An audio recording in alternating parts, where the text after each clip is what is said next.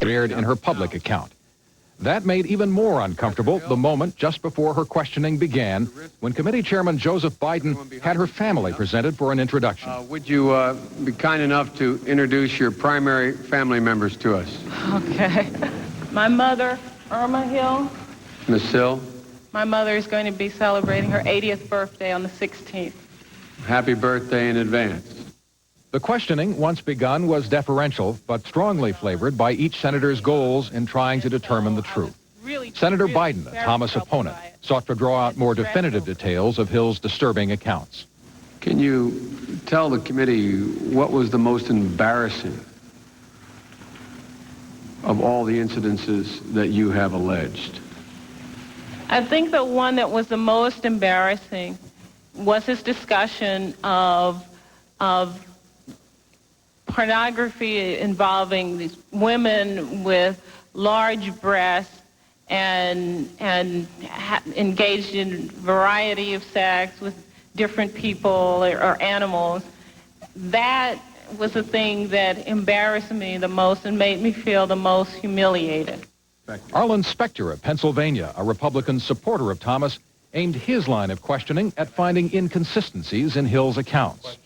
Why, if she had been offended by Thomas's behavior, did she follow him when he moved from the Education Department to the Equal Employment Opportunity Commission? And why did she continue attempts to contact Thomas by phone after she had left her job? So I was removed from the harassment at that point. I did not feel that it was necessary to cut off all ties or to burn all bridges or to treat him in a hostile manner. What seemed to interest Alabama Senator Howell Heflin most was the question of motive. Are you a scorned woman?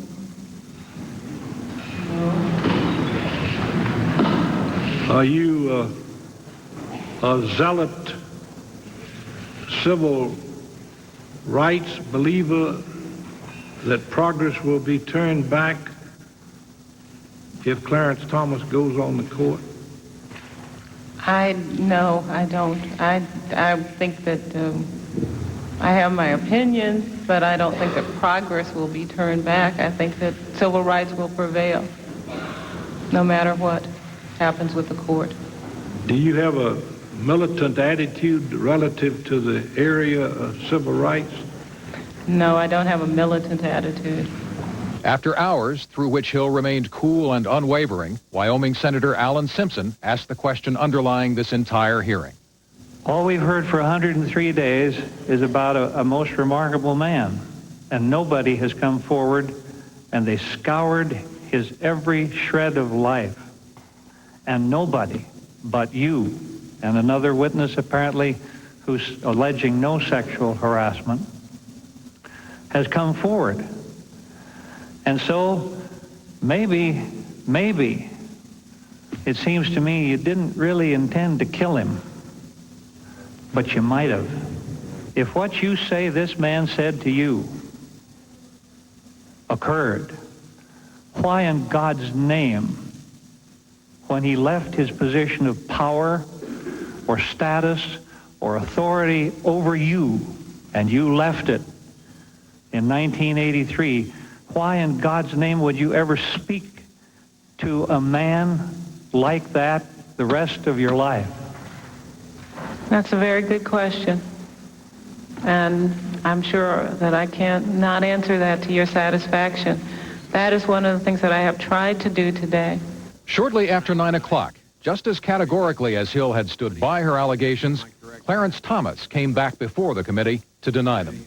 Senator, I would like to start by saying unequivocally, uncategorically, that I deny each and every single allegation against me today that suggested in any way that I had conversations of a sexual nature or about pornographic material with Anita Hill, that I ever attempted to date her, that I ever had any personal sexual interest in her, or that I in any way ever harassed her.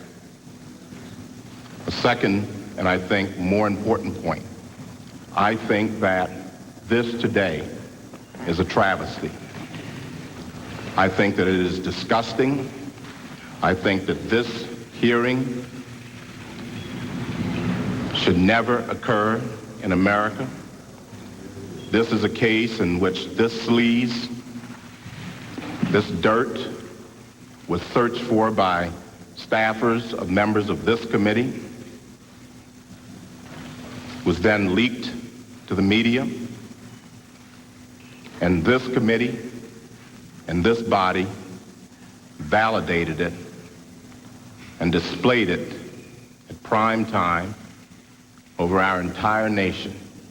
How would any member on this committee, any person in this room, or any person in this country would like sleaze said about him or her in this fashion? As we have watched today and tonight, Hugh, I think that what is so bizarre and what none of us can really understand is how two people, each credible, decent, respected, accomplished, how does one believe? And they are both so seemingly wonderful people. And we must remember that Anita Hill did not want to come before the Senate. She told the FBI when they called her, and she asked them please to keep what she said confidential, and it was only when it leaked out that she was then asked by the Senate to come. So it gets more and more perplexing. How do you make up your mind? And I wondered also, and you can sense that in the committee's work, is the committee and maybe the whole Senate in an awkward position now politically? No matter how they come down on the confirmation of Clarence Thomas, voters must be inflamed about this and are going to turn out maybe even in greater numbers because of it. And how do you balance which? Certainly, I think there are going to be a lot more women voting, and there'll be more Afro-Americans voting. It's going to be a very interesting whether some of these guys are returned to office. They must be worried about it. I don't know whether you'll have more women or more Afro-Americans voting. I mean, one assumes that women and Afro-Americans voted, in the past. Well, but one wonders, will the women's issue now become part of the next campaign? That's the other big thing, is to see the education in the Senate of, I think, a great awareness is dawning on a lot of these guys that hadn't given that much thought to it about what constitutes sexual harassment. Well, it may even affect the Civil Rights Bill, which is soon to be debated, because there are sections in that have to do with women's issues. There may come a time when abortion will be debated in the Senate, and this may affect it. I mean, it has, aside from the fact, and it's a big aside from the fact that Judge Thomas is damaged and that Anita Hill is damaged, it has far-reaching ramifications. Damage enough to go around everywhere, really. It's a very thorny issue. If you read this in a book, would you believe it? Truth is always stranger than fiction. Wouldn't you say it's a trashy novel, and I just don't believe it? It would seem like that. Well, when we come back, how is President Bush reacting to all of this, and what about the senators who will decide on Judge Thomas's fate? We have news about that. Stay with us. Now to give us their expert views, as much as one can be an expert with everything that's gone on today, Brit Hume, our White House, ABC White House correspondent, James Wooten, our Senate correspondent, and Hal Bruner, who is ABC's political editor, and they have been following the proceedings all day long. Brit, let's start with you. In the afternoon, we heard from Anita Hill, and then tonight, Anita Hill, and tonight we heard from Judge Thomas and his rebuttal. What was the attitude of the president this afternoon? What was it tonight? Well, Barbara, the president was animated by Judge Thomas's statement this morning and only saw portions of the hearing thereafter and had nothing to say about Anita Hill. But her testimony left many in the White House here pretty gloomy this afternoon because, as one official put it to me, while Thomas had been powerful, he had to acknowledge, had been credible. But tonight's statement, by his indignant statement and made in such cold rage, seems to re-energize people here at the White House. There was a statement issued in the name of the press secretary saying that they supported Clarence Thomas, endorsing the statement and all that went with it. And the report from the press office is that the phone calls were deluging the White House switchboard, and they were running heavily, if not overwhelmingly, against the committee. And are you sure that that is the case? Well, there's no way for me to be sure of that, Barbara, but you would think if they were going to put out something that wasn't quite the case, they'd say that the calls were running overwhelmingly in favor of Judge Thomas. I find it credible, at least, that they're running against the committee. Congress is not tall in the public's perception at the moment, and having just been denounced by Judge Thomas, it does seem that the committee might be very much the object of public scorn tonight. Jim Wooten, when Judge Thomas came back tonight and was so very angry and lashed out at the Senate and said this is like a public lynching of an uppity black man, how did the Senate feel about that, and what do you think that does to the opinion of the senators?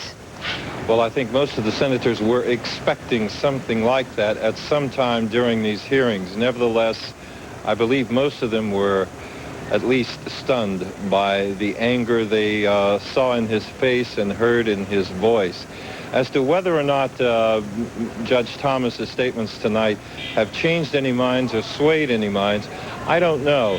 You get the impression from talking to all of the senators that they all thought that the testimony of both Judge Thomas and Ms. Hill was forceful, that they both were forceful, that they both were persuasive, that they both were credible. And I think many of them left here tonight in as much of a quandary and a pickle as they came here this morning. There would be one thing that I would suggest to you that they are all looking at, and that is her motives. Why would she do this? What does she have to gain?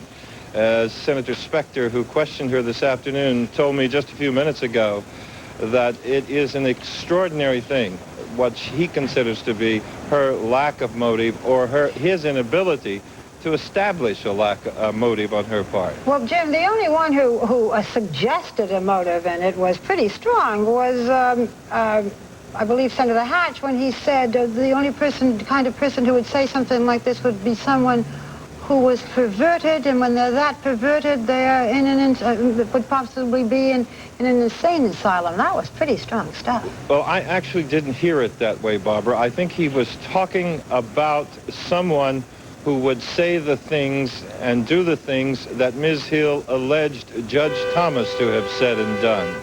Oh, well, see, I thought that he was suggesting, so you see, even both of us watching, I thought he was suggesting that the only person who would make up stories like that would be someone who was perverted.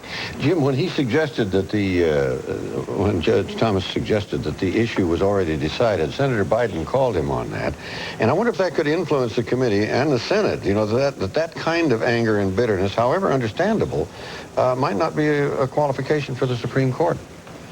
Well, I'm not certain about that, but I think we have to keep in mind that probably those senators who have decided to vote for Thomas are not going to change their votes, with the exception perhaps of Senator DeConcini, who was saying that he is going to be objective now. He's the only Democrat who voted yes. And those senators who have decided to vote no against Judge Thomas are probably not going to change their minds as a consequence of these hearings. The people in the middle, mainly those Democrats who had decided to vote yes on Thomas, but then were willing to retract and backtrack on Tuesday and force this hearing, they're the audience here. They're the most important audience.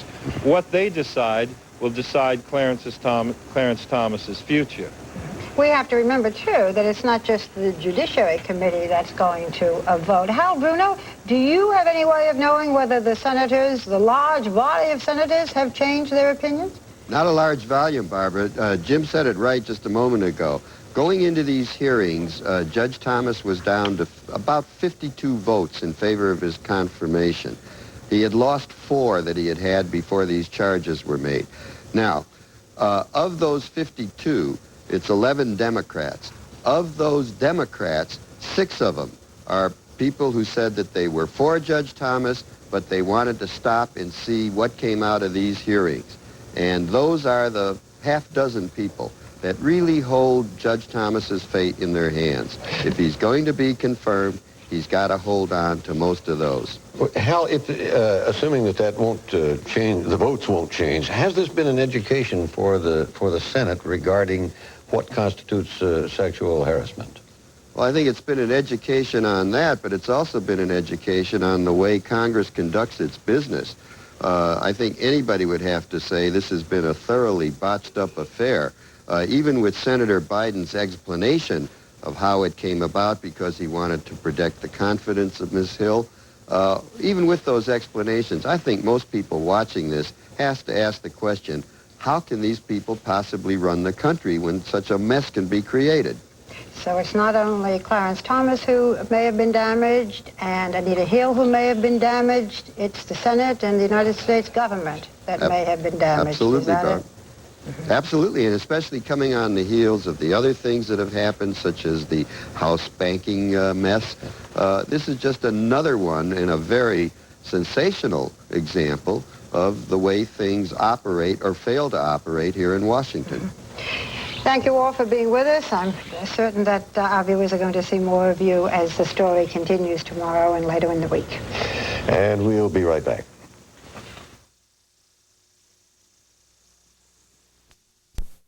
It can take many forms.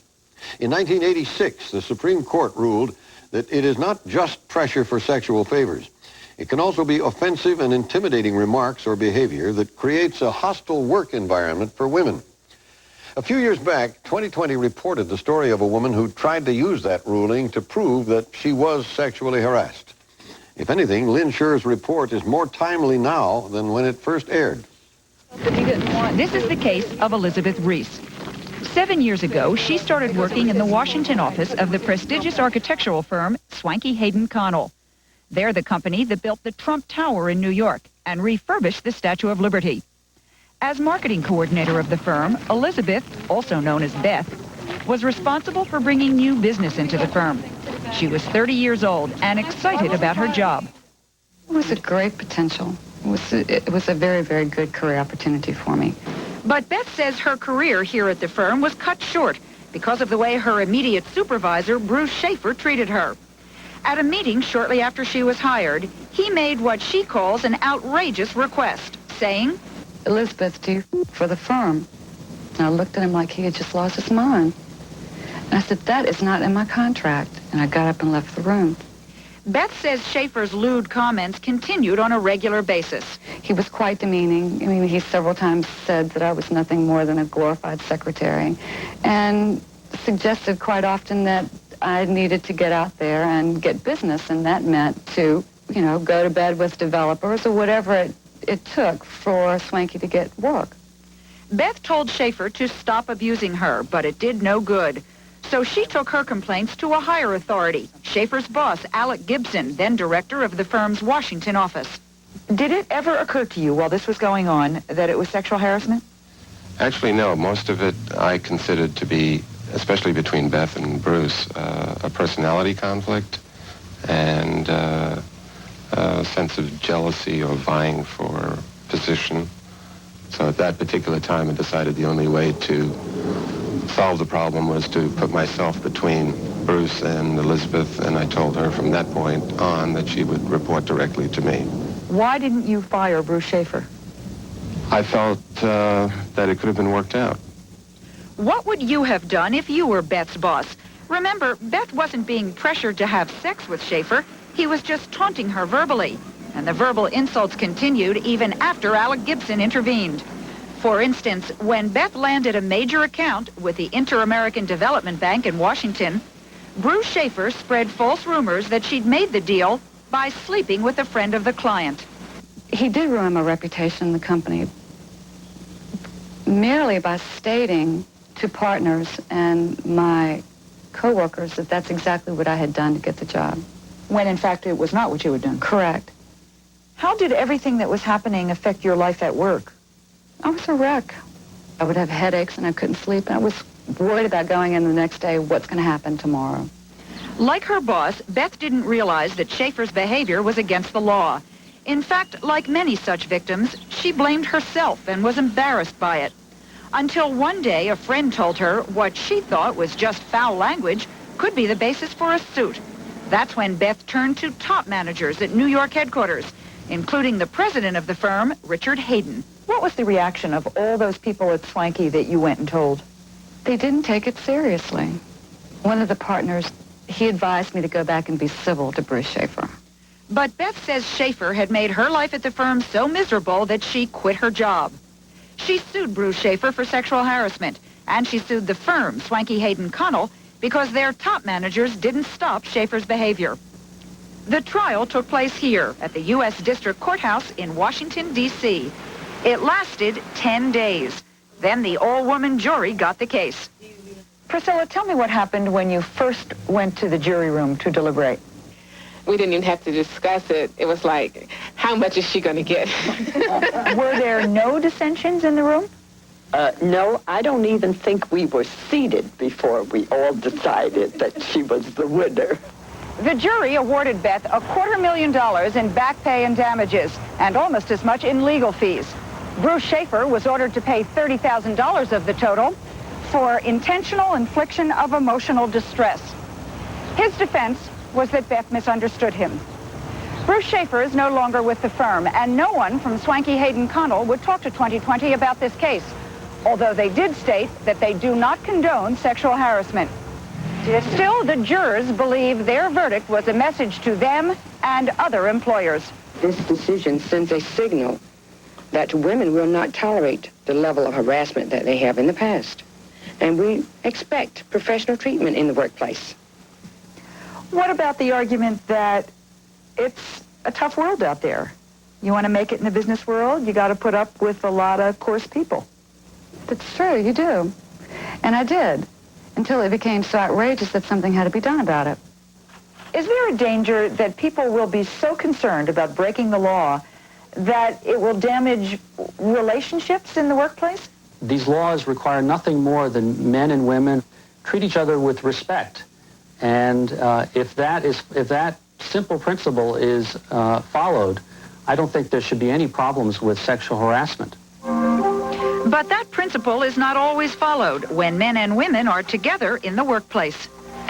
Oh, I'm sorry. I'll be out of your way in just a minute. Don't hurry. I'm enjoying the view. That is very rude. No law against looking, Irene. This is another example of sexual harassment because the attention is unwanted. The scenario is part of a growing library of videotapes being used by business to deal with the problem. You're here to do a job, and that's all. If this happens again, I'm going to call your company and cancel the account. This tape was developed by Capital Cities ABC, NBC, and CBS, using dramatic scenes to educate their employees about the more subtle forms of sexual harassment. For example, this kind of comment to an aspiring journalist can also be against the law. Didn't anybody tell you? You spend too much time in battle zones, your ovaries drop. The tapes will be used by the networks in workshops beginning this year. The program that you have been invited to deals... But this seminar has been conducted annually since 1982. It is mandatory for managers of the Bureau of Reclamation in Lakewood, Colorado. The workshop is led by private consultants Steve Anderson and Tricia Brinkman. You're about to watch them dramatize an office situation. Tricia, right? Yes. Hi. Stephen. Hi, Stephen. Hi. They're playing co-workers, meeting up as she comes off a break. Watch closely and see what you think. Is it sexual harassment or just normal, friendly behavior? I was wondering, are those real pearls? Yeah. What I found out is that synthetic pearls are different than real pearls. I know. They're cheaper. Well, but do you know how to tell the difference? Sometimes you can tell by looking at them, the hue and all of that. No, what you do is you buy them. Oh, you buy them? Well, that's a good fact. I will share that information, So Steve. anytime that you need, your pearls tested, I'll be happy to, I'm always trying to accommodate, Yes, I know that. Listen, nice talking to you, but I really need to be going, so I'll see you. Yeah, I know you need to, it's kind of late, but... Well, Steve, hey, it was nice talking to you, and, maybe... One last question. I know you got to get going. Yeah. You're not married, are you? It's no, important we know married. these things, and, I see. I've been dying to ask you ever since I've known you. Yes. Are you really a blonde? Am I really a blonde? Yeah. I'm really a blonde. Are I was ya? born this way. Mm-hmm. Because I just had this fantasy about blondes, and do you have more fun? Is that really true? I have fun. That is the end of the role-playing. Now Tricia and Steve resume their jobs as discussion leaders to test the managers on what they've seen. You can test yourself, too. How many of you feel that definitely what you saw is sexual harassment? How many feel it's definitely not sexual harassment? How many are going to walk on the fence? What do you think? Here's the answer.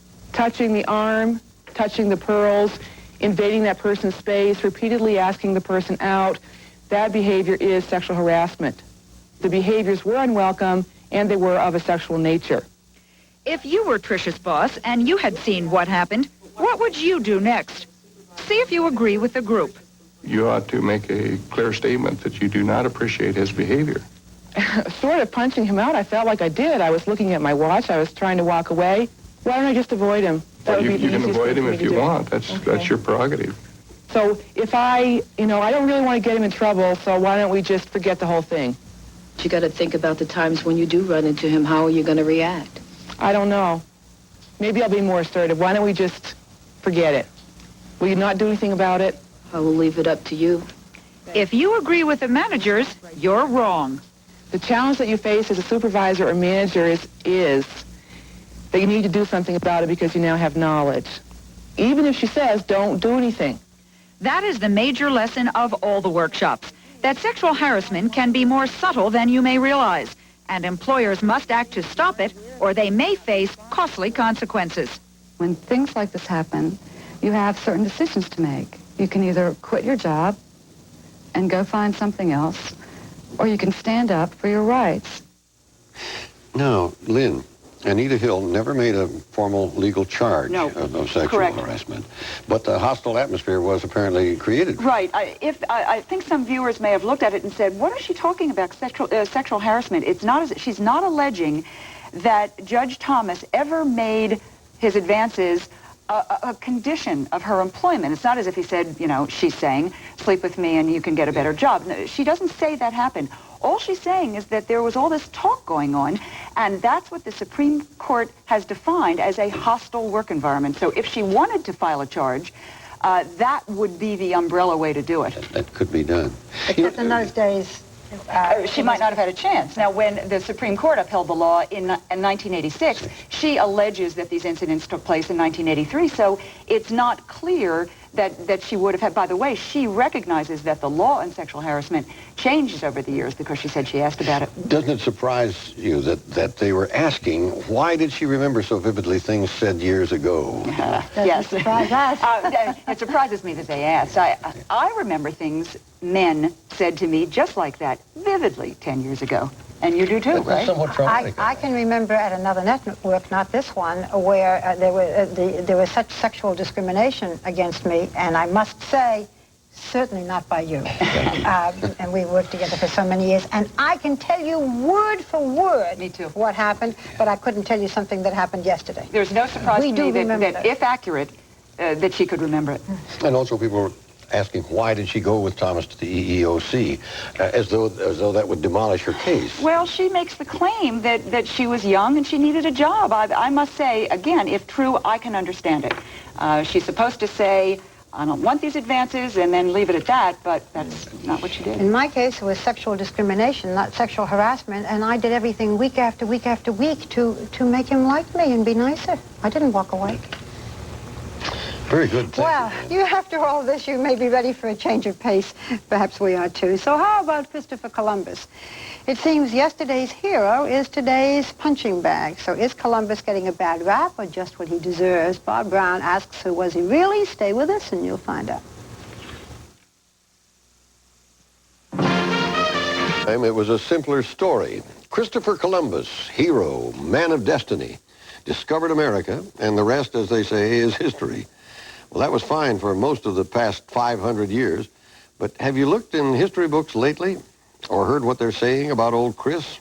Tonight, Bob Brown brings us up to date as he tiptoes through 499 years of fact, fantasy, and everything in between.